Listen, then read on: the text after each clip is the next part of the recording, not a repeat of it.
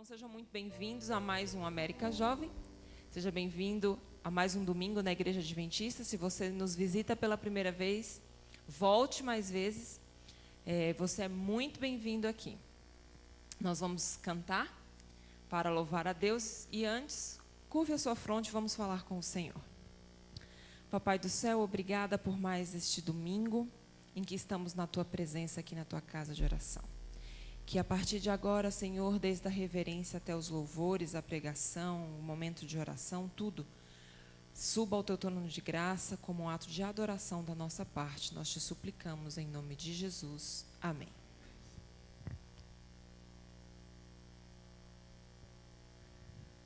Alô, boa noite, tudo bem? Bom, a gente vai começar cantando uma música bem legal e animada que é inteiramente fiel, tá bom? Todo mundo conhece e eu espero que vocês cantem junto com a gente.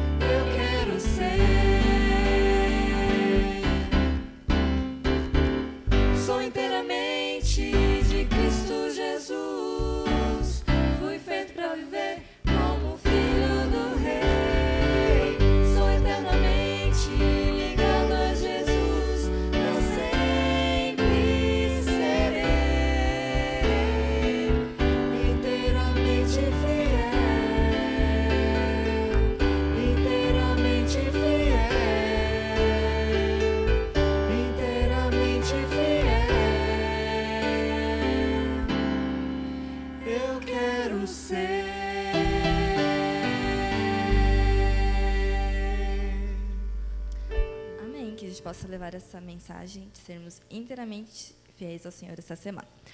A próxima música que a gente vai cantar é uma música que a gente cantou em todos os cultos esse final de semana, né?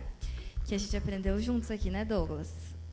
Né, Dani? Que é Quero Ver Cristo Voltar. Isso, né, Diego? Então, vamos cantar. É uma música bem animada e bem rapidinha.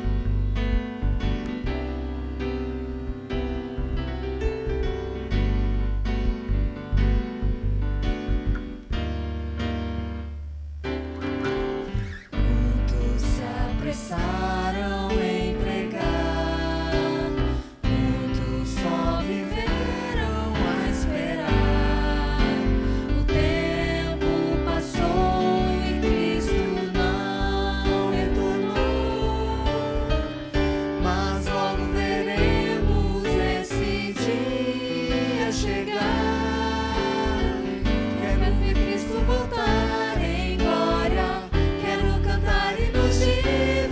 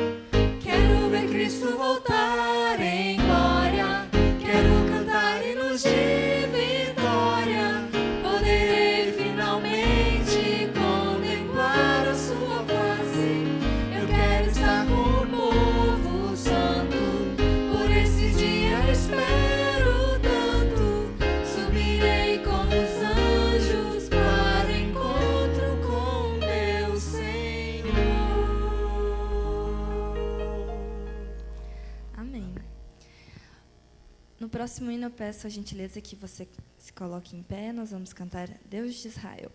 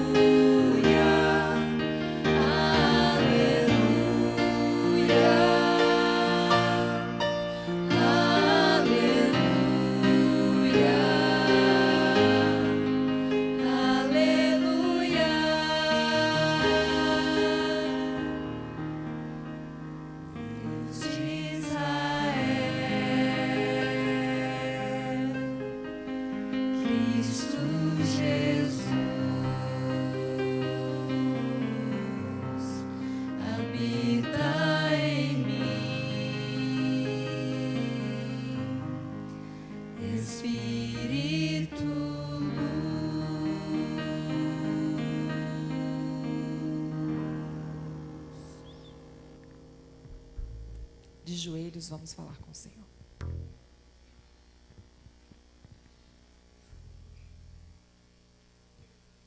Querido e amado Deus, obrigado, ó Pai, pelo dom da vida e pela oportunidade e privilégio de te adorarmos nesta noite.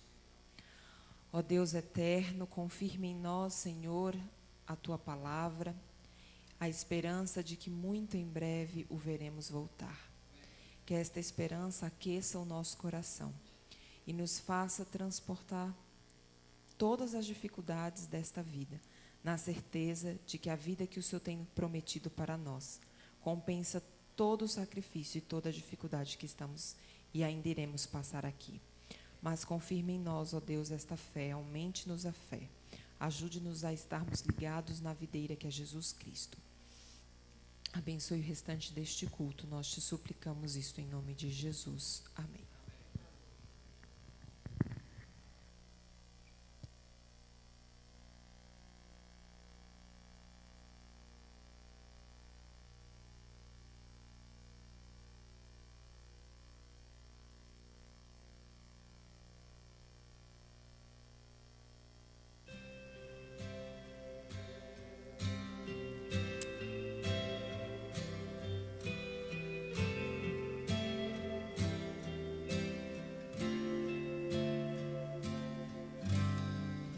Cansei da minha vida de ilusão,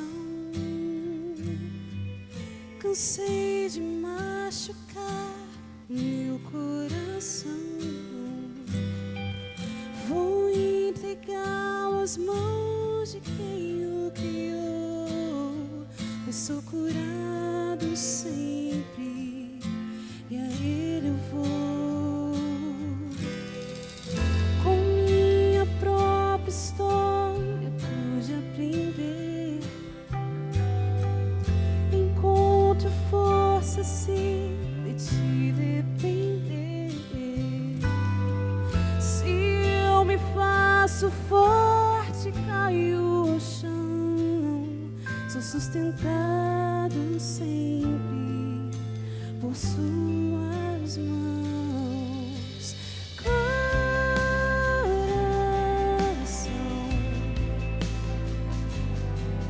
ando longe de casa, pulsa sem direção.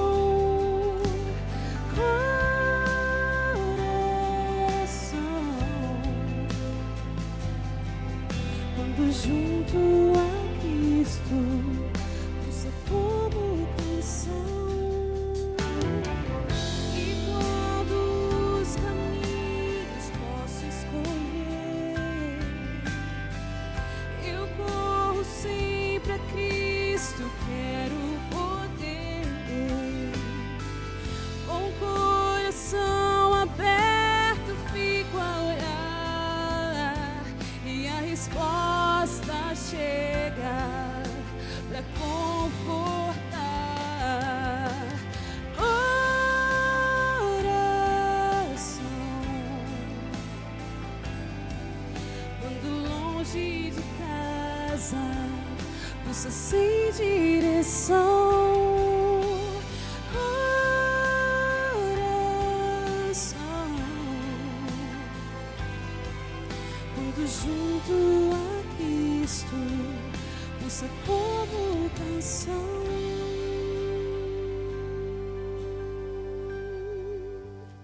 Teu é o meu coração, Teu é o meu coração, Senhor. Teu é o meu coração. Teu é o meu coração, Senhor. Teu é o meu coração. Teu é o meu coração, Senhor. Cansei da minha vida de ilusão, eu cansei de machucar o meu coração. Vou entregá-lo às mãos de quem o criou, pois sou curado sempre e a Ele eu vou.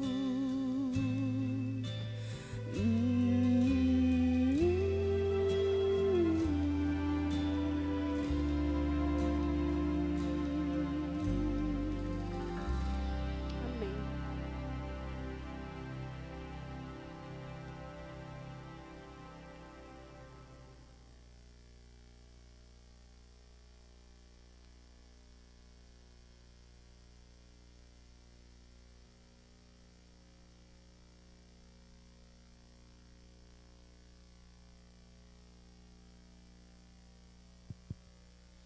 Meu cordial boa noite a todos vocês. Que o poder e a graça de Cristo possa estar sobre todos nós. Amém? Uma satisfação podermos estar mais essa noite juntos para adorarmos ao nosso Deus e tratarmos do assunto tão importante. Mas deixa eu contar uma das histórias a mais que aconteceram no meu ministério, que é um tanto cômica. Me lembro que certa vez estávamos com um problema na igreja. Eu era pastor em Porto Velho, central de Porto Velho. E eu estava com um problema para resolver e tinha uma irmã da igreja que era peça-chave do problema. E quando na comissão anterior reunimos, pastor, o senhor só vai poder resolver isso e conversar com a irmã fulana de tal, porque ela quem sabe de toda a história, ela quem testemunhou, deveria estar aqui, mas não veio.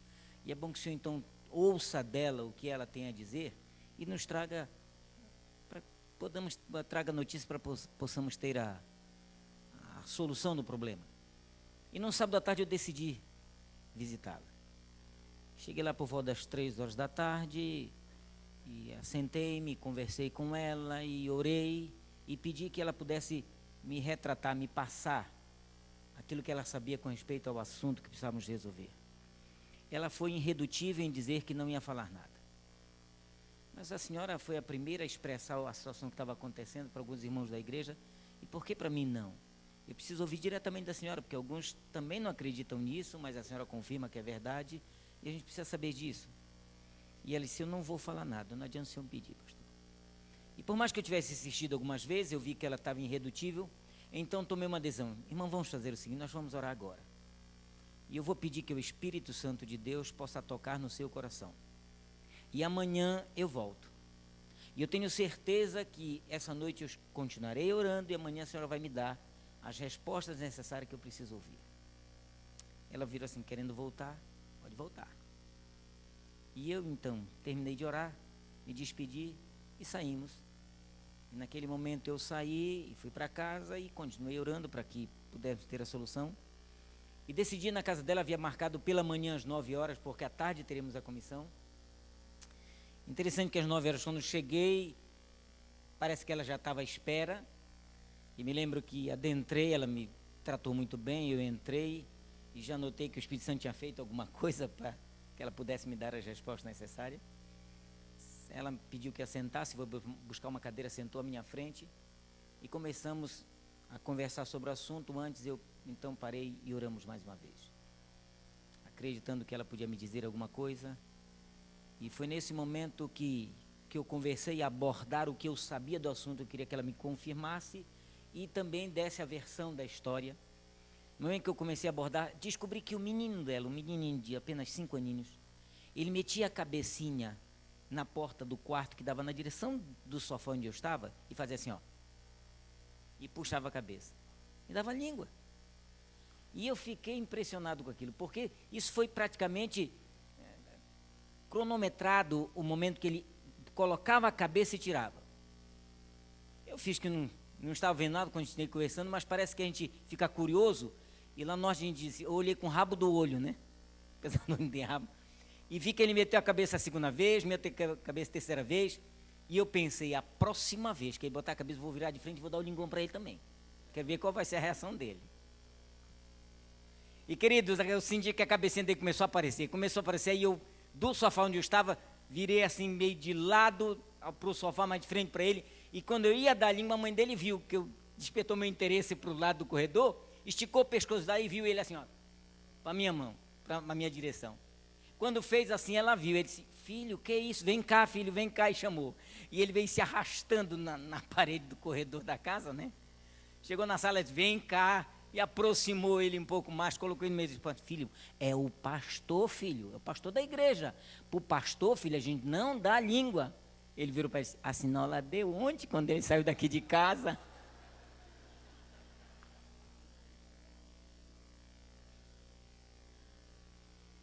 Interessante. E ela virou e insistiu com ele, eu não dei, filho. Deu sim, eu vi, a senhora deu. Mas resumindo a história, ela pôde me relatar tudo o que eu ouvi. Graças ao bom Deus, irmãos, se não tivesse ouvido, talvez a comissão da igreja teria tomado uma outra decisão. E eu fiquei pensando, como é bom acreditar na oração. Você acredita na oração? Você tem certeza que acredita na oração? Deixa eu analisar pelo menos 2 histórias e contar uma própria do meu ministério para que vocês nessa noite possam ter isso. Quando, depois da morte de Cristo, Herodes empreendeu uma tremenda caçada aos cristãos.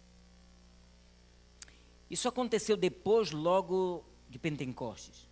Com o crescimento da igreja, Roma tornou-se tremendamente preocupada com esse movimento entre a plebe que se desenvolvia de uma forma extraordinária.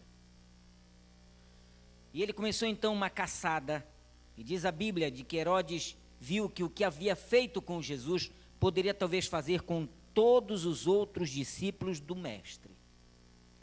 No capítulo 12 de Atos tem uma história interessante para vocês ouvirem.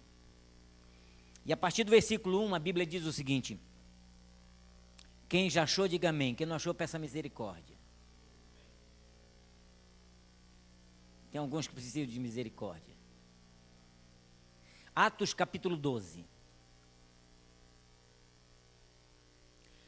Olha o que diz a Bíblia. Por aquele tempo mandou Herodes, o rei Herodes, prender alguns da igreja para os maltratar, fazendo passar a fio da espada a Tiago, matou Tiago, irmão de João. Vendo ser isso agradável aos judeus, prosseguiu, prendendo também a Pedro, e eram os dias dos pães asmos. Sabe o que Herodes pensou? Assim como aconteceu em uma Páscoa passada, eles decidiram crucificar a Cristo, eu vou prender a Pedro e vou fazer a mesma coisa. No momento da Páscoa eu vou apresentá-lo e dizer: vocês querem que eu solte? E ele tinha certeza que eu ouvia dizer: crucificam, crucificam. Para ele era isso que ia acontecer. E é interessante de que no versículo 4 disse: tendo feito prender, lançou no cárcere, entregando a 4 escoltas de 4 soldados cada uma, 16 soldados para prender a Pedro. Será que eles tinham medo dele fugir? 16 soldados. Olha o que diz mais.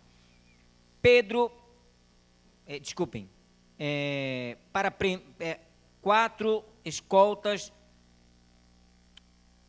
e cada um, desculpem, eu me perdi aqui. 4 escoltas de 4 soldados cada uma, para o guardarem, tencionando apresentá-lo ao povo depois da Páscoa. Pedro, pois, estava guardado no cárcere, mas havia oração, ouçam aí, incessante a Deus por parte da igreja a favor dele. Quando souberam que Tiago estava morto e que Pedro fora preso, o que é que a igreja fez? Reuniu-se para orar. Onde podiam ter reuniões da igreja, reuniram-se para orar. E foram incessantes de oração. E naquela noite fizeram uma vigília em função da libertação de Pedro. Oraram para que nada pudesse acontecer com ele. E diz a Bíblia, quando Herodes estava para apresentá-lo naquela mesma noite, Pedro dormia entre 2 soldados, acorrentado com 2 cadeias, e sentinelas à porta guardavam o cárcere. Estava preso junto dos soldados. Posso dizer, acorrentado em um soldado e acorrentado no outro soldado. Eis que porém, sobreveio um anjo do Senhor, e uma luz iluminou a prisão, e tocando ele a Pedro, do lado de Pedro, o despertou dizendo, levanta-te, depressa. Então as cadeias caíram-lhe das mãos. Diz mais, disse o anjo, cinze-te e calça as sandálias. E ele assim o fez. Disse-lhe mais, põe a capa e segue-me. Note o que aconteceu, o fenômeno na prisão. O anjo aparece, ilumina a prisão toda, ninguém vê nada. Os soldados estavam presos a Pedro, soltam as cadeias, ninguém vê nada. O anjo diz a Pedro, ninguém ouve, ninguém acorda, e diz, olha Pedro, te levanta, pega as tuas sandálias e calça, e depois pega a tua capa, vem e o quê? Cinge-te da tua capa e vem e segue. E continua dizendo como foi a libertação. Então saindo, versículo 9, então saindo, o seguia, não sabendo que era real. Pedro estava pensando que estava o quê? Sonhando. Como se tivesse sob um profundo sono, estava ali sonhando. não sabendo que era real, diz a Bíblia. O que se fazia por meio do anjo parecia-lhe uma visão, um sonho. Depois de terem passado a primeira e o segundo sentinela, chegaram ao portão de ferro. E note o que aconteceu. E dava para a cidade, a qual lhes abriu automaticamente. Imaginem, dá a ideia de ter um portão eletrônico ali, né? Na hora que o anjo chegou perto, o portão o que fez? Trancafiado como estava, abriu-se. E ali diz a Bíblia, diz que ali, na verdade, tendo saído, desculpem, enveredaram por uma rua logo adiante e o anjo o quê? Se apartou dele. No momento que o anjo se aparta numa rua, depois que ele sai da prisão, Pedro cai em si. Agora deixa eu analisar uma coisa com vocês. Eu não tenho dúvida que a incessante oração da igreja foi respondida. Foi acatada por Deus. Para Deus tirar um anjo do céu e mandar lá do céu salvar a quem? A Pedro. Eu não tenho dúvida que foi a oração ali da igreja aqui. E a Bíblia diz claramente, a igreja incessantemente orava. E Deus então interviu na prisão de Pedro e tirou de uma forma extraordinária ali da prisão. Versículo 11 continua, então Pedro, caindo em si, disse, agora sei verdadeiramente que o Senhor enviou o seu anjo e me livrou da mão de Herodes e de toda a expectativa do povo, porque Pedro sabia que o povo queria também a sua morte. E continua o contexto do versículo 12. Considerando ele a sua situação, resolve ir à casa de Maria, mãe de João, possivelmente também Maria, mãe de Jesus, está claro?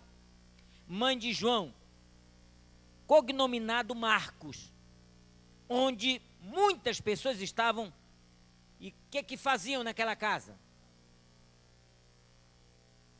Congregavam e oravam.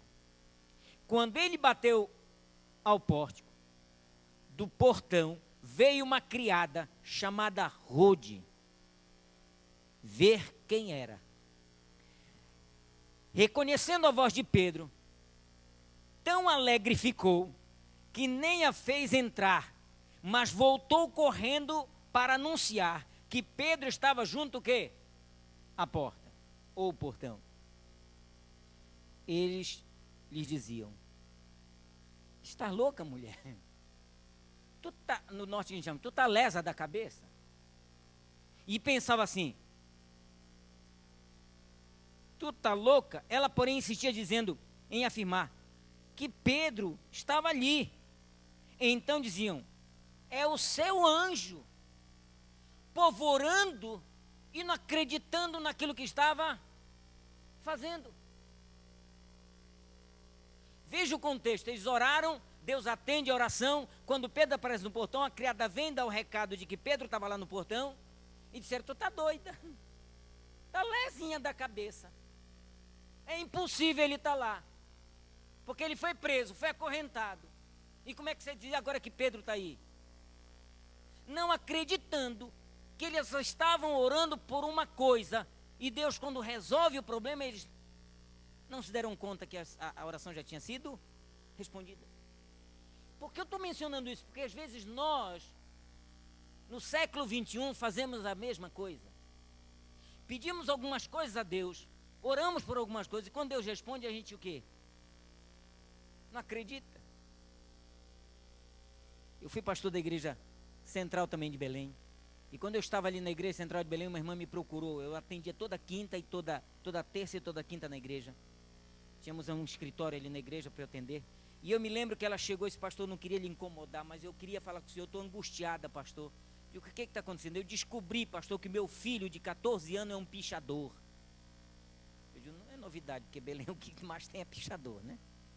É um pichador, pastor. Meu filho pula a janela de madrugada depois que eu durmo. E ele sai aí pela rua pichando. Ontem, ela falou para mim, é ontem que era uma segunda, ela estava numa terça, eu a atendendo. Esse ontem, eu esperei, ele chegou 4 da madrugada com a mão toda suja de tinta, os dedos todos sujos, pintando. E pastor, tenho medo, que ele por enquanto está pichando. Depois ele vai usar droga, depois vai se envolver em gangues por aí. E eu digo, o que é que a senhora quer que eu faça ou lhe ajude? Pastor, ore, mas por favor lhe abrir, mas não conte para o meu marido, porque se o meu marido souber, ele vai quebrar, ele usou esse termo, quebrar ele de pau. E como é que a gente conversa com o seu marido? Sem que ele saiba que está acontecendo isso. Ele disse, eu não sei, mas também o senhor não vai poder conversar, porque o senhor sabe, meu marido é caminhoneiro.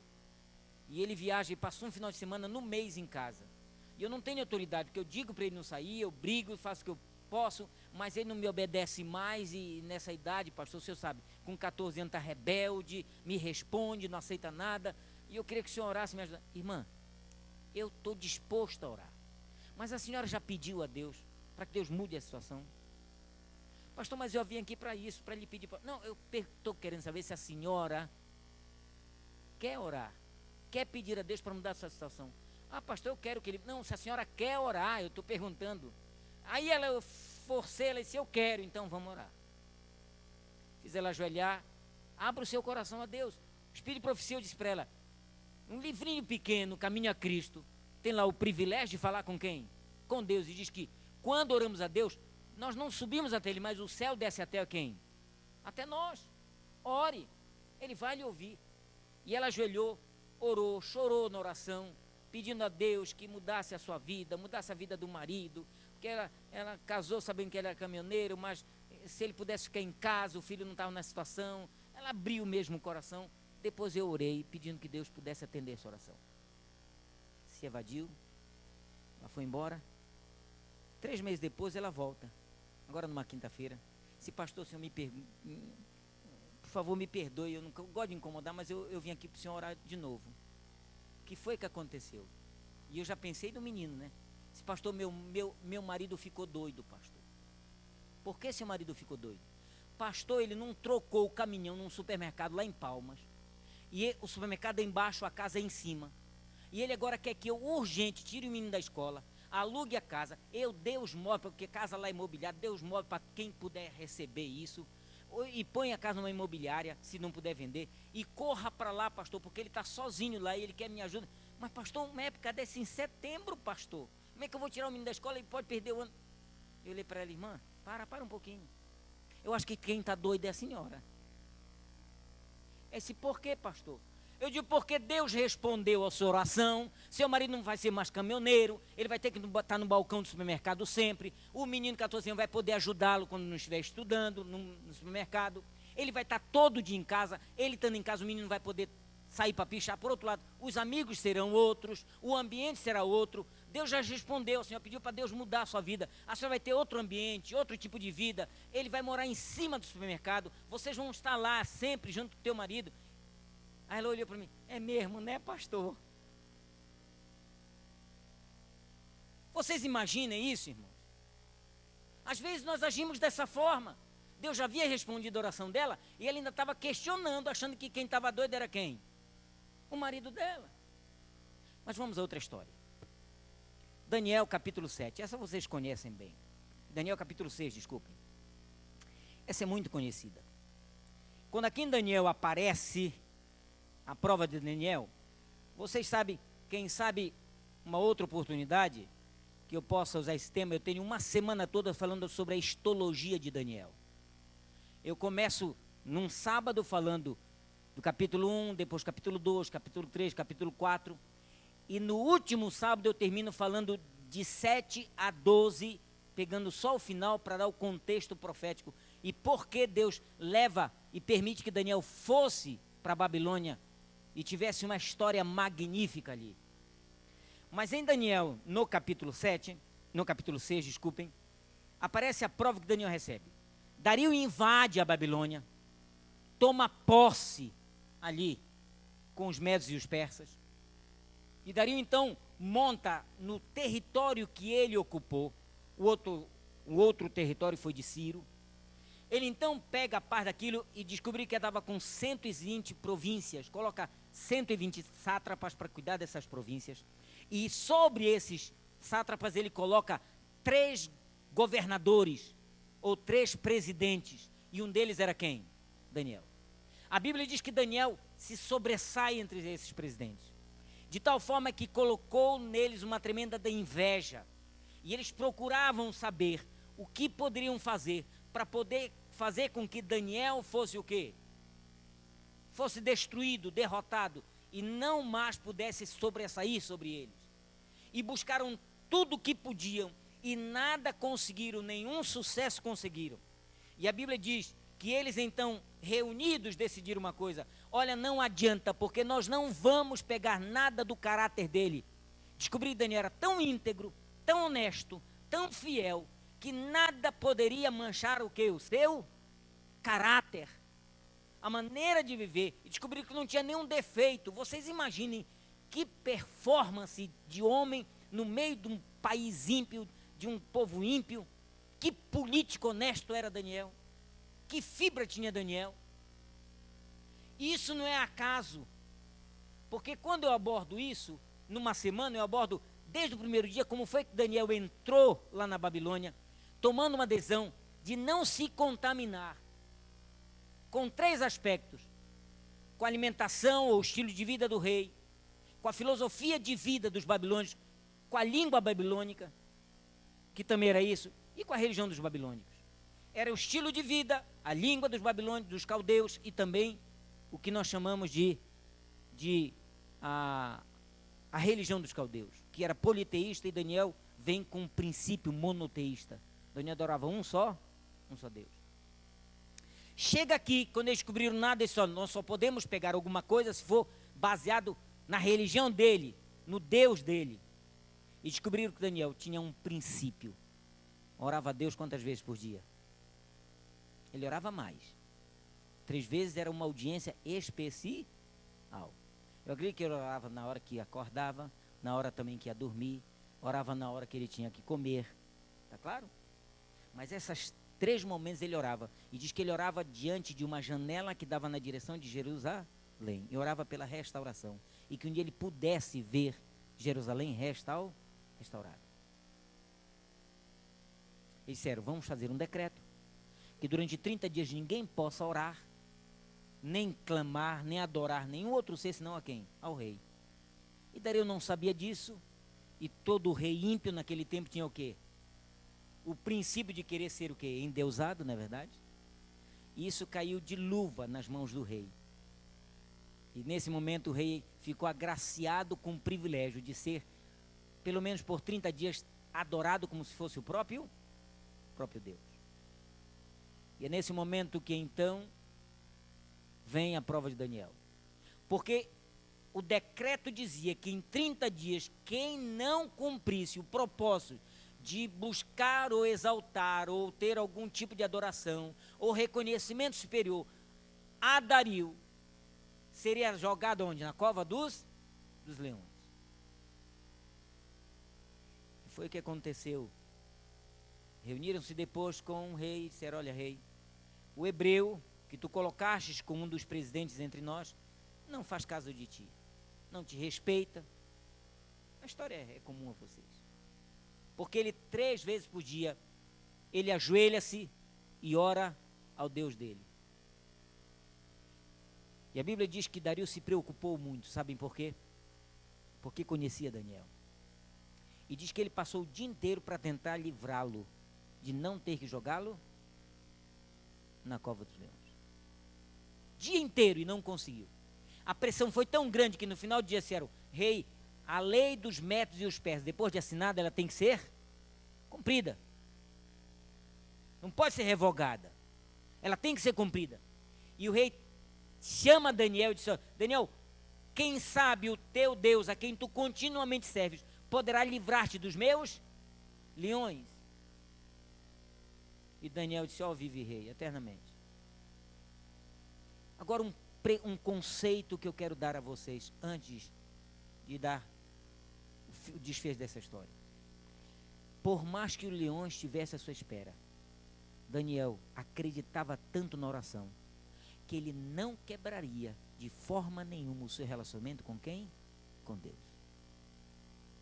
Poderia Daniel ajoelhar e dizer: bom Deus, tu conheces a minha situação, tu sabes que é um decreto, e bom Deus, olha, eu vou deixar de falar contigo pelo menos só um mês, é 30 dias só, tu entende, tu sabe na situação que eu estou, porque se eles verem orando, eles vão me jogar na cova dos leões, e tu sabes, bom Deus, que eu não quero morrer lá na cova dos leões, então entende a minha situação, porque eu já vi mesmo dizendo: pastor, o senhor tem que me entender, pastor, se eu não trabalhar no sábado, sabe o que vai acontecer?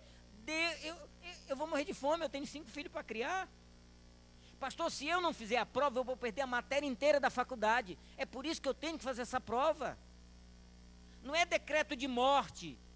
Às vezes é por causa de uma faculdade, de uma matéria da faculdade. Às vezes é por causa de um trabalho, de um emprego. Não tem coragem de dizer para o seu patrão a que bandeira ele ergueu na vida, quem ele defende, de que princípio ele é, qual partido celestial que ele se alistou. E quebra o relacionamento com Deus. Não confia, e eu descobri que quem não acredita na oração não tem confiança em quem? Em Deus. Quem não acredita na oração, ora em vão, porque não tem confiança em Deus. O ocorrido é que Daniel então foi jogado na cova dos leões. Quando foi jogado ali, o rei foi para o palácio. E diz que o rei entrou na sua câmara de dormir. E quiseram levar música para o rei não quis música. Quiseram levar comida e não quis comer. Jejuou. Um ímpio jejuando por causa de um justo. E aqui tem o melhor sermão. Não tenho tempo para mostrar para vocês. Mas tem o melhor sermão que eu vi de um ímpio. Já viram o sermão de Dario? É fenomenal. Quisera eu ter a capacidade de um dia ter o privilégio de pregar como Dario pregou, para todas as províncias que era do seu reinado. Mas eu vou dar um relato para vocês. Olha o que diz aqui. Versículo 24 do capítulo 6. Quando Dario foi lá de madrugada, antes de eu poder ler, foi lá de madrugada, diz que ele chamou Daniel, antes que o raiasse o sol, já se preocupou e falou: Daniel, será possível que o teu Deus, a quem tu continuamente serve, pode te livrar dos meus leões? E Daniel lá de dentro disse: ó rei, vive eternamente. O Senhor mandou o seu anjo o quê? Fechou a boca dos leões. Eu imagino o rei: está vivo, o homem está vivo. O rei não comeram, feliz da vida porque Daniel estava vivo. E manda chamar aqueles homens e manda jogá-los no lugar de Daniel. Tira Daniel dali, manda jogar. Diz que antes deles baterem no chão, já o quê? Os leões estraçalhavam seus ossos. E ele então, tão feliz, ele faz um decreto do todo o seu reinado. Olha o decreto, olha que sermão. Ordenou o rei, versículo 24, e foram trazidos aqueles homens que tinham acusado a Daniel e foram lançados na cova dos leões, ele e seus filhos e suas mulheres, e ainda não tinham chegado ao fundo da cova, e os leões já o quê? Apoderaram-se dele e o quê? Esmigalharam todos os ossos. Então Daniel escreveu a todo o povo, nação, homens de todas as línguas que habitavam em toda a terra, paz vos seja multiplicada. Começou dando paz do Senhor. E olha que ele continua, e olha, nem era da Assembleia de Deus, mas começou dando a paz do Senhor. Começa dizendo: faça um decreto, pelo qual em todo o meu domínio, do meu reino, os homens tremam e temam perante o Deus de quem? De Daniel. Sabe o que ele está dizendo? Gente, o temor do Senhor é o princípio da sabedoria. Quando eles temam e tremam, ele está cobrando o respeito por Deus. Está colocando Deus em primeiro lugar no seu sermão. Esse, a partir de tudo, é Deus. Se não fosse Deus, Daniel tinha morrido. Então vocês precisam ter respeito por esse Deus de Daniel. Vocês precisam reconhecer quem é esse Deus de Daniel. Não há outro Deus que mereça melhor honra, melhor glória do que esse Deus de Daniel. E ele continua dizendo: por que eu digo isso? E ele continua: ele livra, desculpem, não é aí não, porque ele é o Deus vivo e permanece o quê? Para sempre. Ele está pregando e dizendo que o Deus de Daniel é o Deus eterno, ok? e que o seu reino também é o quê? É eterno. Olha o que ele continua pregando aqui. Além do reino eterno, que Deus é eterno, diz ele, o seu domínio jamais o quê?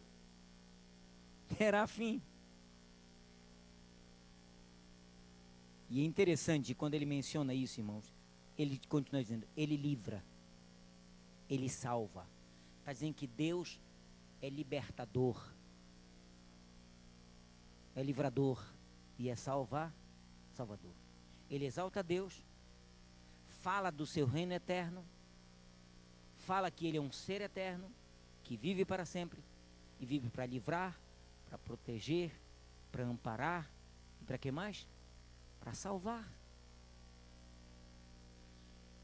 E olha que era um rei ímpio, e ele continua referindo a isso, dizendo, foi ele quem livrou Daniel do poder dos leões.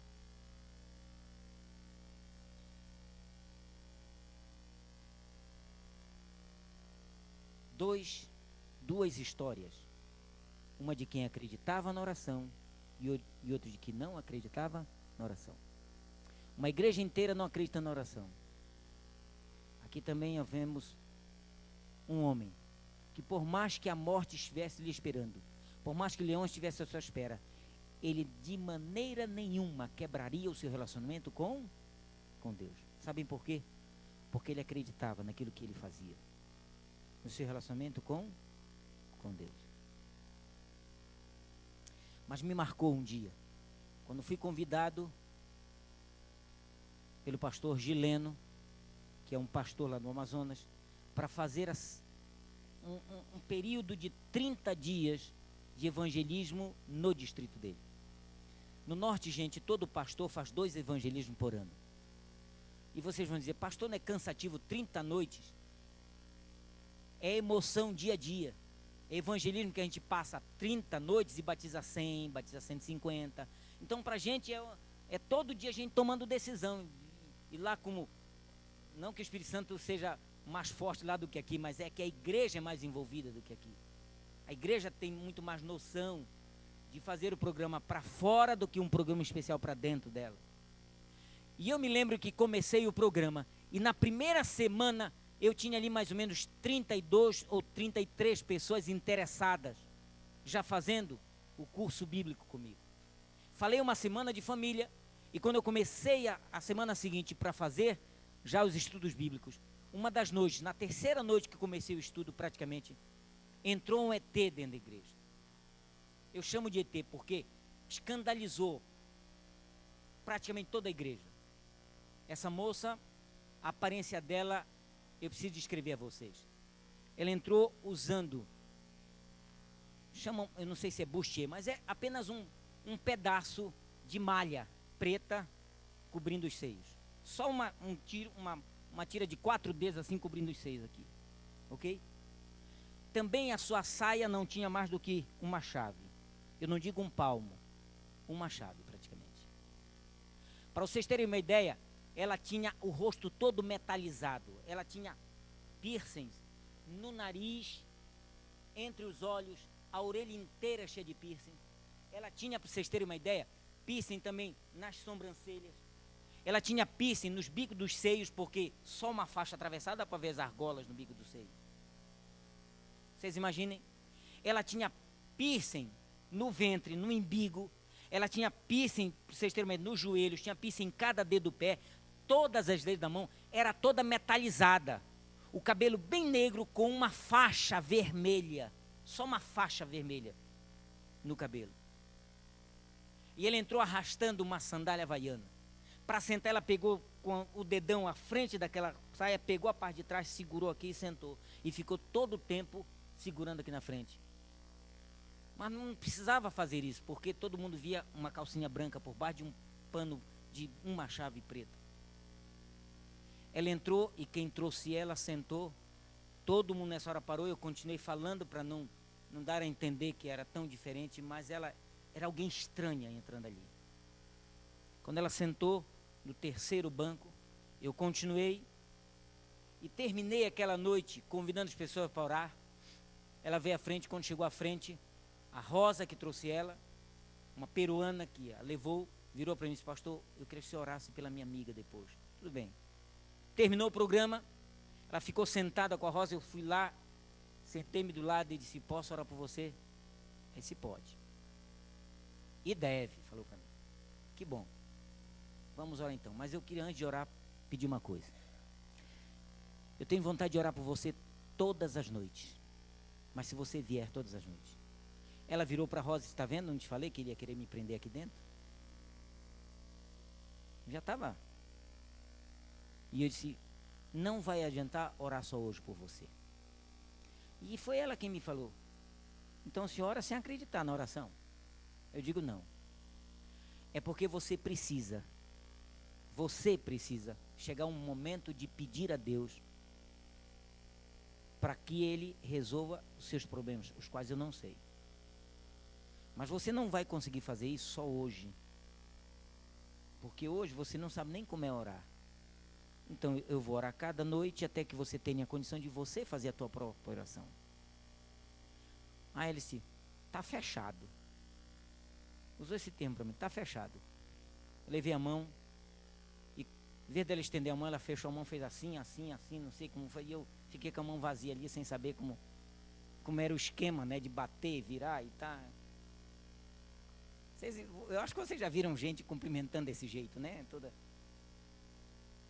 Bem, oramos, e foi no dia seguinte ela veio. Eu chamei a Rosa e disse: Rosa, por favor, quando iam saindo, vê se você consegue ajudá-la um pouquinho, para ela vir com uma roupa um pouquinho melhor, para não assustar muita gente. Aí esse pastor: não dá não, porque ela só vive assim, é o dia inteiro assim na rua. Disse: mas faz o possível. Tá bem. Algumas vezes vinha um pouquinho melhor, mas o natural era isso. E ela começou a assistir. E todas as noites, no final, eu orava com ela. Ela já começou, na primeira semana, a dizer amém. E eu orava com ela. Primeira semana, segunda semana, na terceira semana, eram 4 semanas do programa de evangelismo, eram 40 noites, porque uma semana eu passei praticamente fazendo família. E eu lembro que na terceira semana, um sábado à noite, era crucial, porque eu tinha feito um batismo no segundo sábado de alguém que já a igreja tinha preparado. E eu disse que ia fazer um batismo naquele dia. E era naquele batismo que eu queria apelar para que ela pudesse tomar a decisão dela. Ela não veio. E eu terminei de fazer eu sempre batizava no domingo, eu terminei de fazer o programa. E eu chamei a Rosa: Rosa, cadê a Kate? O nome dela era Kate. Ela virou para mim: pastor, ela não veio não. Por que ela não veio? Ah, pastor, ela está noiada.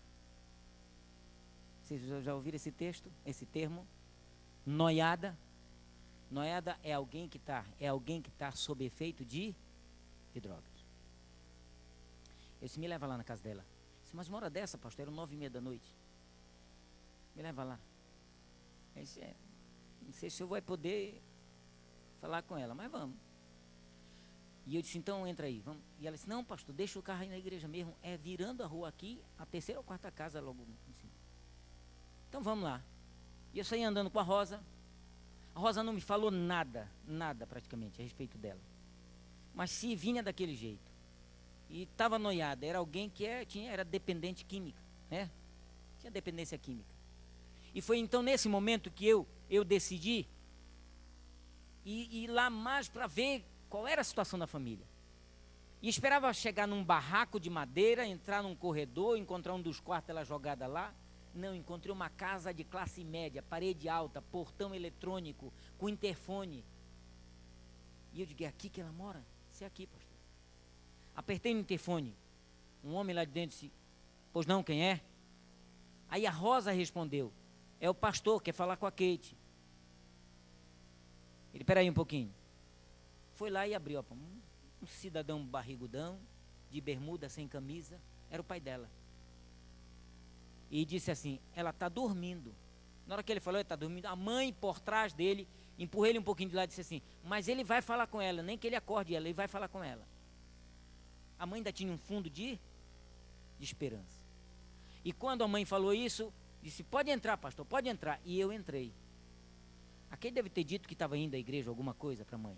E a mãe tinha esperança. Eu entrei e o pai já entrou na minha frente, havia sentado, eles estavam na sala, em cima tinha uma escada que subia para os quartos talvez, e ela só veio dizer, olha, é a terceira porta nesse corredor, pastor, o senhor pode entrar. Depois daquela porta só tinha a cozinha, no fundo da casa. E eu entrei e empurrei a porta devagarzinho, quando meti a cabeça voltei com a porta e disse, Rosa, entra primeiro e joga um lençol em cima dela.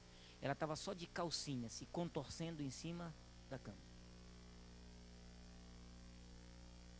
A Rosa entrou, jogou um lençol por sobre ela. Eu entrei, e como não tinha muita coisa a fazer, disse, Rosa, vamos orar. Só Deus aqui. Ajoelhei, peguei numa das mãos dela e comecei a clamar, Senhor, por favor, me dá a consciência dela.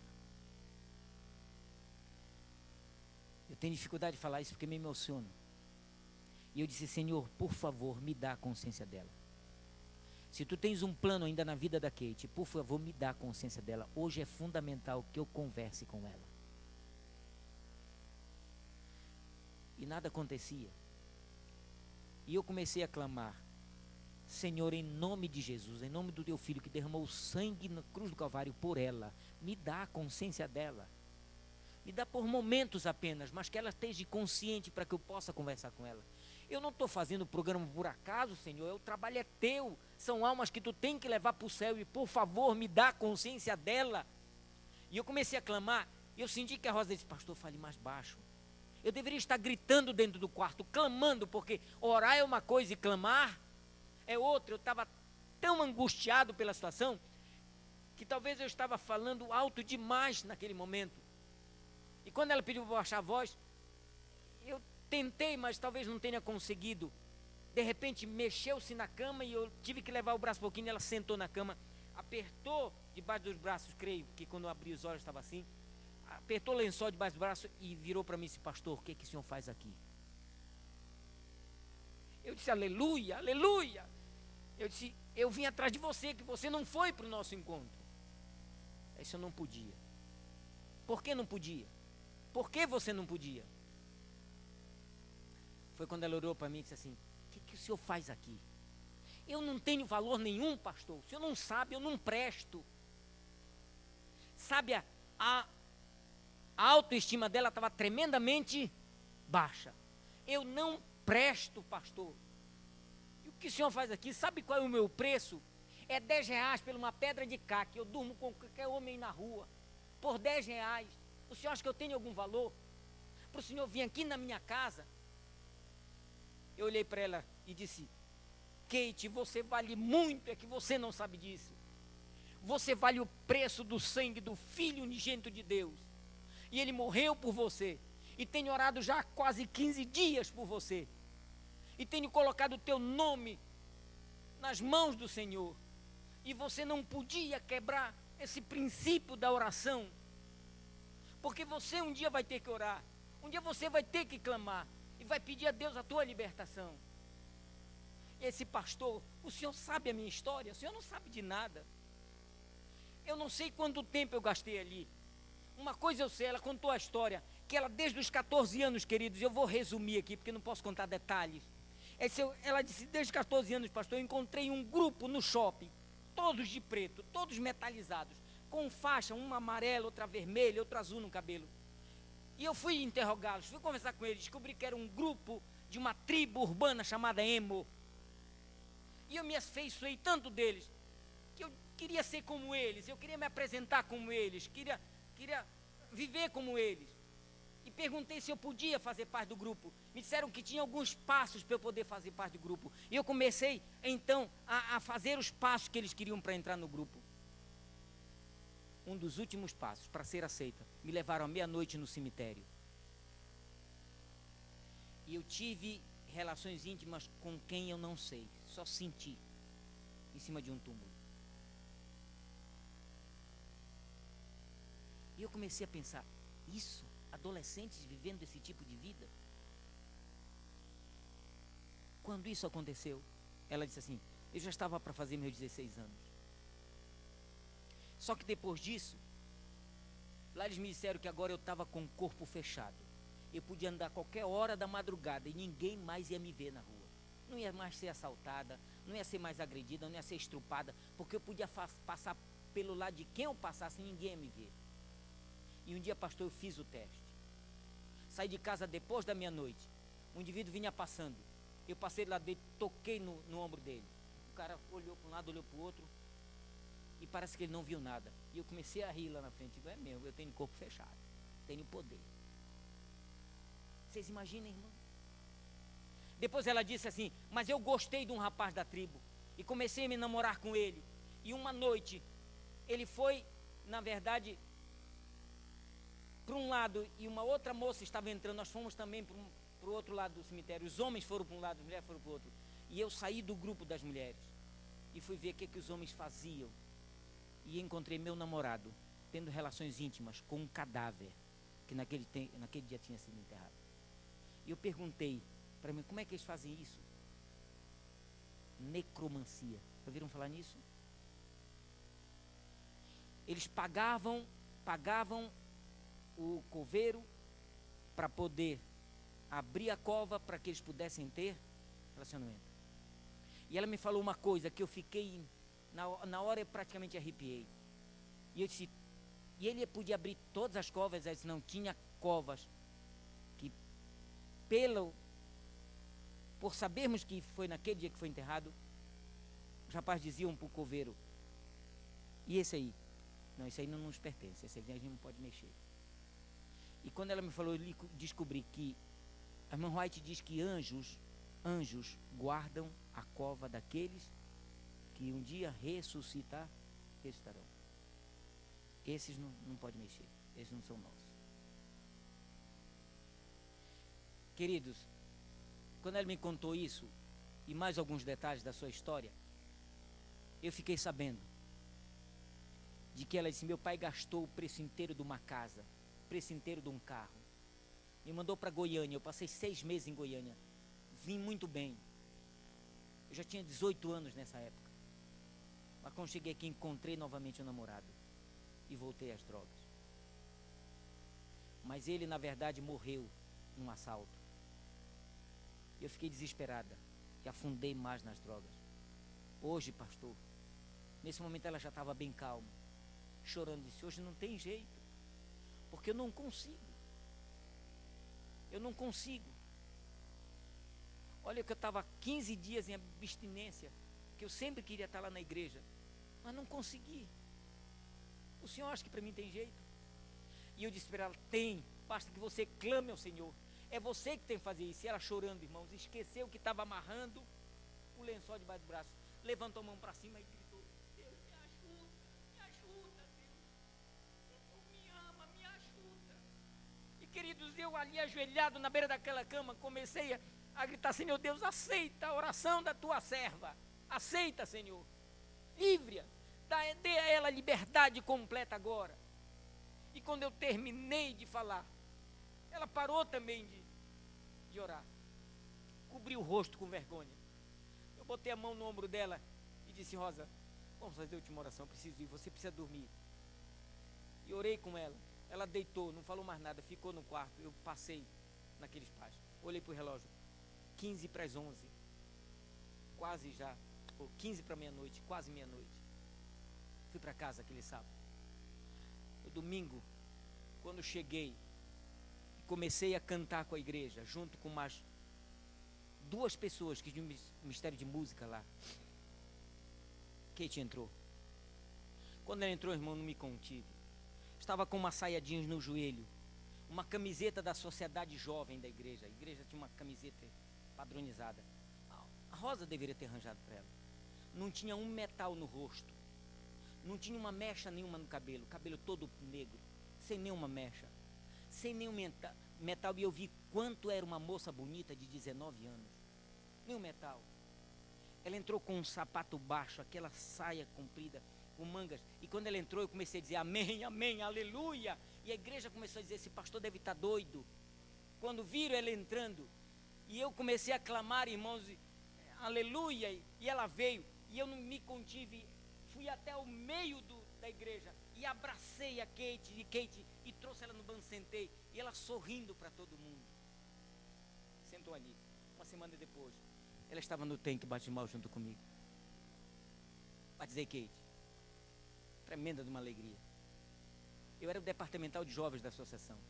Junto com a Kate, naquele evangelismo, foram 52 pessoas batizadas. Todo o período. No ano seguinte, mês de outubro do ano seguinte, depois de 1 ano e mais ou menos 4 meses, o pastor Natércio me chamou para fazer agora aquele evangelismo, mesmo evangelismo que eu havia feito na igreja. Não, desculpem. Eu havia saído do departamento no ano seguinte e fui para a igreja de Cidade Nova. Cidade Nova, filha? Cidade Nova. E quando eu era pastor na igreja de Cidade Nova, recebi um telefonema do pastor Gileno de novo. Pastor, tem um casal, do tempo da sua conferência no ano passado, que quer que o senhor venha batizá-los na igreja. Quem é? Pastor, eu não sei. Eu estava fazendo evangelismo, mas eles disseram que querem batizar com o senhor e querem que o senhor venha aqui. Tem 10 pessoas para batizar e eles estão juntos nesse grupo. O senhor vem fazer. Eu digo, olha, eu tenho batismo também no evangelismo aqui. Eu não posso ir. Mas pastor, não dá para o senhor batizar aí um pouquinho mais antes de vir para cá? A gente faz todo o programa, o senhor só chega para batizar. Eu digo, então faz o seguinte, faz todo o programa. Eu termino aqui 15 para as 9, entro num carro molhado e eu vou com a roupa mesmo molhada e só entro no tanque e batizo. Você faz o voto batismal, faz tudo. Está bem, pastor. Acertei com ele. E eu saí, irmãos, lá do distrito, da Cidade Nova para o distrito, mais ou menos, dá uns 7, 8 quilômetros para o distrito da Alvorada. E quando cheguei lá, a igreja estava cantando, esperando que eu chegasse. Já tinham feito tudo que era necessário. E eu entrei no tanque e comecei a batizar o primeiro, o segundo, o terceiro, o quarto. Os 2 últimos entraram no tanque. Quando eu olhei, era o pai e a mãe da Kate. Ele entrou com um sorriso dentro do tanque. E ele entrou, na hora que ele entrou no tanque, era uma surpresa para Kate. Ela estava no meio da igreja, ela gritou, pai, mãe, vocês! E ela não entendeu. Saiu correndo e parece que ela queria entrar dentro do tanque junto com eles, angustiada por ver, não acredito vocês, por que, pai, por quê? E os pais só abraçaram chorando ela, antes que eu batizasse. E ela foi tão impetuosa que ela saiu da frente, entrou dentro do tanque junto com eles. Do jeito que ela estava, ela entrou no tanque. Eu não acredito, e não acreditando. E eu orei no tanque pelo batismo. Orei pela Kate, pelo sucesso que eu havia feito na vida dela. Kate, no ano seguinte, tinha sido aprovada já para a faculdade de arquitetura. Estava começando a faculdade de arquitetura. E para vocês terem uma ideia, eu batizei o seu Valdemar e a dona Terezinha. Quando terminou o batismo, nós fomos trocar roupa. Tinha uma sala grande na igreja, não tinha outro lugar. Trancaram nós dois na sala, pastor, troquem a roupa. Eu comecei a trocar roupa junto com ele e perguntei, seu Valdemar, o que fez o senhor tomar a decisão? Ele era advogado. A esposa tinha uma loja de confecções. O que fez o senhor tomar a decisão? Esse pastor há 3 meses atrás, ou melhor dizendo, ano passado, 3 meses depois que o senhor batizou a Kate. No dia seguinte, desculpa, eu não ia dizer isso. A Kate acordou, no dia seguinte o senhor foi na minha casa. 6 horas da manhã, foi lá em cima, acordou eu e a mãe dela, disse, pode descer. Chamou o irmão dela não quis vir, mas desceu eu e a mãe dela, o que aconteceu com ela? Ela pôs a gente no sofá, ligou a televisão, pôs um DVD que ela veio ganho do senhor, umas músicas lá que a gente não conhecia. Eu disse, agora todo dia, antes de vocês saírem de casa, nós vamos ter que fazer o culto aqui em casa. E ela disse, pastor, ela cantou com a gente 2 músicas. Ela pegou um livro que o senhor havia também dado para ela, e eu lembro que era sorteio, ela tinha ganho uma meditação matinal. Ela começou a ler todos os dias esse livro conosco. Todo dia ela lia o livro. 3 meses depois, que nós estávamos nesse convívio em casa, a minha esposa achou que eu estava tendo caso com uma moça que eu coloquei no escritório como secretária. Por mais que eu dissesse para ela que eu não tinha nada, eu coloquei a moça lá porque eu queria ajudar a família, havia prometido que ia ajudar. E coloquei a moça, dei emprego para a moça, ela não queria e começamos a brigar. Um dia eu saí de casa e fui para o hotel. 3 dias depois que eu estava no hotel, Kate foi lá. Sentou do meu lado e disse, pai, vamos para casa. Não vou, filho, não vou. Disse, pai, vamos para casa. Porque eu tenho uma ideia para o senhor sair do problema. Qual é a ideia, filho? De 2, uma. Ou eu volto para as drogas e vocês se unem novamente. Porque vocês eram muito unidos quando eu estava nas drogas. Eu saí e vocês agora querem se separar? Ou vocês se unem eu voltando para as drogas. Ou o senhor pega a moça com quem o senhor trabalha e dê ela como funcionária da mãe. Manda ela para a loja da mãe. Ela continua trabalhando e o senhor ajuda. Mas a sua mãe está muito revoltada comigo. E eu falei muita besteira para ela, não vai aceitar. Vamos lá, pai. Ela convenceu o pai. Pegou o pai, trouxe para casa. A mãe estava no quarto, ela entrou no quarto, pôs a mãe do lado do pai, pegou a mão de um, a mão do outro e disse a mesma coisa que ela tinha dito para o pai lá no hotel. Nesse momento, ela disse: deixa eu orar por vocês. E ela orou pelo pai e pela mãe. Esse pastor, ela orou. E eu lembro que ela falou uma coisa: Senhor, se esses nunca foram casados, casa meu pai e minha mãe agora, Senhor. Por favor, casa meu pai e minha mãe. Esse pastor, eu abracei minha esposa, ele me falou. Eu abracei minha esposa, beijei minha esposa, ela me beijou. Eu decidi que precisava continuar em casa. Naquele sábado, quando ela saiu para a igreja, eu disse: vamos para a igreja. Eu disse: mas ele não sabe na igreja, vamos procurar uma igreja, nós vamos para uma igreja. Eu não podia ir na igreja da Kate, procuramos a igreja 4. Tem bairros, por exemplo, esse bairro da Compensa, da Alvorada, desculpe. Esse bairro tem 9 igrejas no bairro. E eles procuraram encontrar muito perto daquela, da 3, encontraram a igreja 4. E pediram para o ancião que queriam estudar a Bíblia. E o ancião começou a estudar com eles. Eles toda a tarde, sábado, eles iam para a igreja, chegavam lá 3 horas e estudavam com o ancião da igreja. E chegou o momento de batizar, disseram que queremos batizar aquele pastor que foi lá em casa. E foi por isso que o pastor foi me buscar. Por que eu contei essa história? Porque um dia, Deus não precisou mais, ou melhor dizendo, Kate, os pais da Kate não precisaram de um tostão para livrá-la das drogas. Eu nunca perguntei para ela se ela sentiu abstinência ou não, mas eu tenho certeza que não. Porque quando ela levantou as mãos para os céus em oração, dizendo: me ajuda, ó Deus, Deus tirou tudo que a droga havia feito na vida dela. 2 anos depois, a família mudou-se de lá, de Manaus. A Kate se transferiu para Roraima. E ainda tenho notícias que até hoje a família do seu Valdemar, da dona Terezinha e da Kate estão na igreja, lá em Roraima. E é por isso que nessa noite eu digo para vocês: eu acredito na oração. Agora, uma coisa que eu vou pedir que vocês orem por mim. Porque ainda, mesmo com 33 anos de ministério, eu tenho orado por necessidade. Eu vou dizer para vocês por quê. Esse dia atrás, num concílio, 4 pastores estávamos juntos no quarto e decidimos orar um pelo outro. E para lembrar a oração, eu coloquei no meu celular: de 3 em 3 horas orarmos uns pelos outros. E no segundo dia, o telefone tocou. Quando o telefone tocou, eu olhei, estava lá escrito: orar pelo Tiago. Irmãos, eu caí em mim.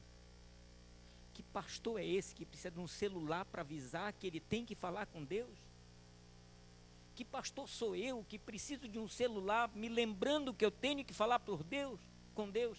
Se tenho que pregar na minha igreja constantemente dizendo: 1 Tessalonicenses 5,17 diz: orai sem cessar.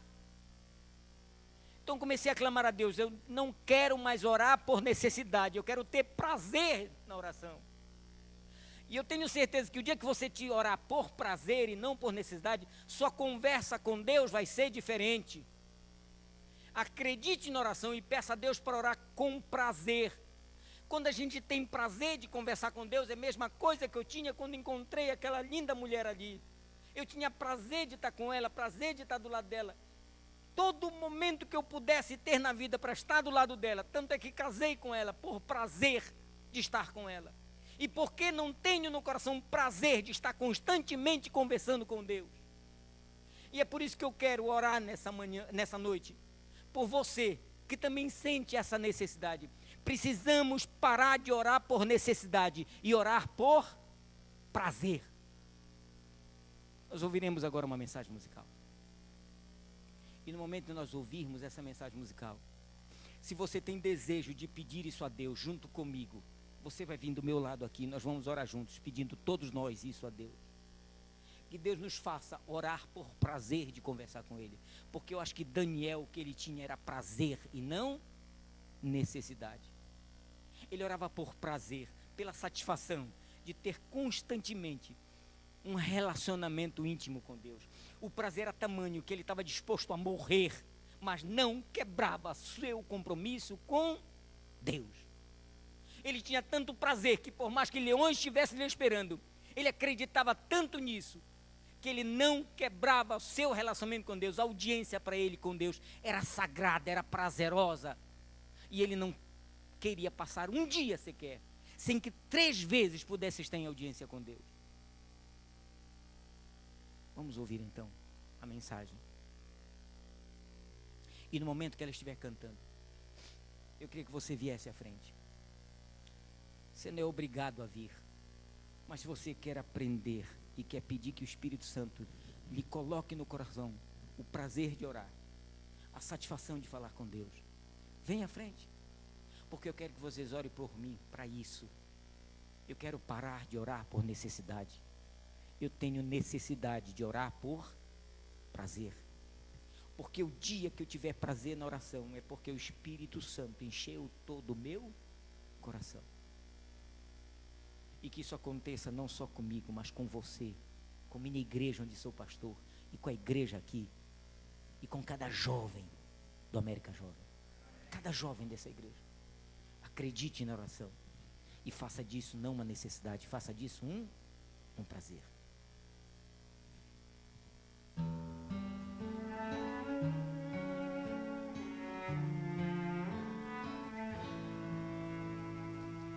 Quantas vezes me arrependo, quantas já me arrependi. Quantos erros eu cometo, quantos erros cometi. Quantas vezes de joelhos vim ao Pai pedir perdão, mas nenhuma vez sequer meu bom Deus me disse não, pois Deus perdoa e não olha para trás, sua voz ecoa. Filho, vai, não peques mais. E se alguém já perdoado, outra coisa errada fez. E se alguém já perdoado, outra coisa errada fez. Jesus, com sua graça, o perdoa outra vez.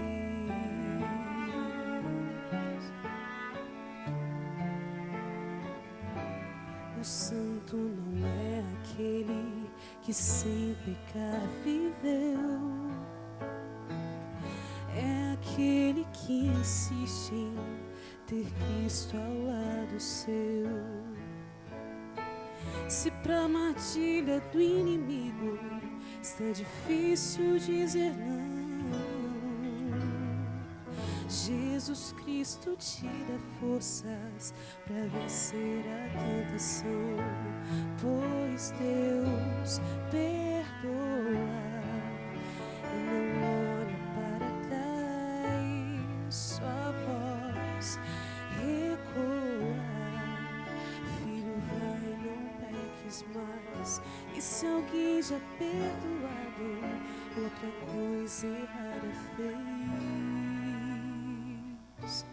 Jesus, com sua graça, o perdoa outra vez, pois Deus perdoa e não olha para trás, sua voz ecoa. Filho, vai, não peques mais. E se alguém já perdoado, outra coisa errada fez. Jesus, com sua graça, o perdoa outra vez. Jesus, com sua graça,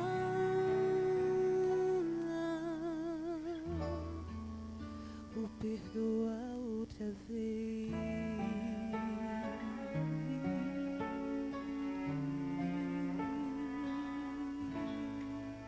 Querido Deus, maravilhoso Pai, esse é o nosso clamor. Não queremos orar só quando precisamos, Senhor. Quando temos alguma necessidade, seja ela financeira, seja ela por enfermidade, seja ela por causa dos relacionamentos, seja ela por pecado de nossa vida, Senhor. Nós não queremos isso. Todos nós nessa noite queremos sair daqui clamando a Ti, Senhor. Nos dá prazer na oração.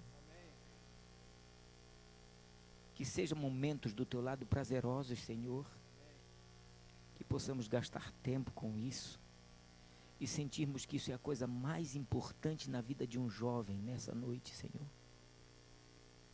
É abrir seu coração a Ti, dizer o que sente, o que pensa e o prazer de estar em Tua companhia. Agora, Senhor, permite que não só falemos, mas gastemos tempo em Te ouvir também. Porque muitas vezes, Senhor, terminamos dizendo amém, nos levantamos imediatamente achando que e Tu querias nos dizer alguma coisa, Senhor, e nós não temos tempo para Te ouvir. Faz-nos entender hoje que oração não deve ser só porque necessitamos, Senhor, mas porque precisamos ter prazer de estar contigo. E essa nossa satisfação, sabermos que um dia estaremos contigo para sempre na Canaã celestial. E precisamos nos habituar a estarmos do Teu lado, em comunhão contigo. E é por isso, Senhor, que pedimos o Espírito de Daniel, que Tu nos faça, através do Teu Santo Espírito, ter a mesma certeza da Tua companhia, da Tua proteção, porque a sua histologia toda, Senhor, mostrava que ele tinha intimidade contigo, Senhor. E é por isso que Tu dirigias a sua vida mesmo dentro de um reinado ímpio. Nesse momento sairemos daqui, Senhor, mas não queremos sair da Tua presença. E que cada clamor dos Teus filhos aqui nessa noite sejam atendidos por Ti, Senhor. Nós queremos sair daqui dizendo: eu acredito na oração. Ela só precisa deixar de ser por necessidade e tornar-se prazer na minha vida. Em Jesus, o nosso Senhor, nosso digno, maravilhoso Salvador, intercessor por nós diante de Ti, ó Pai, é que nós pedimos essa oração. Amém, Senhor. Amém. Que o Senhor seja glorificado. E que saímos daqui na certeza que precisamos acreditar que Deus está disposto a responder nossas orações. Amém.